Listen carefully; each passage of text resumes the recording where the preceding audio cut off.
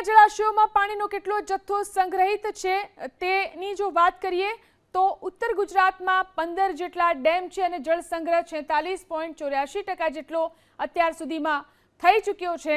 ઉત્તર ગુજરાતમાં જે રીતે વરસાદ થયો 15 જેટલા ડેમમાં સારી આવક પાણીની જોવા મળી રહી છે। સૌરાષ્ટ્રની જો વાત કરીએ 141 ડેમ સૌરાષ્ટ્રમાં આવેલા છે અને 62.70% જેટલો જળ સંગ્રહ આ ડેમની અંદર અત્યારે જોવા મળી રહ્યો છે। તો સૌરાષ્ટ્રમાં પણ સારો વરસાદ વરસ્યો છે જેના કારણે ડેમમાં પાણીની સારી આવક। મધ્ય ગુજરાતની જો વાત કરીએ 17 ડેમ આવેલા છે મધ્ય ગુજરાતમાં અને 62.85% જેટલો જળ સંગ્રહ આ ડેમની અંદર અત્યારે જોવા મળી રહ્યો છે।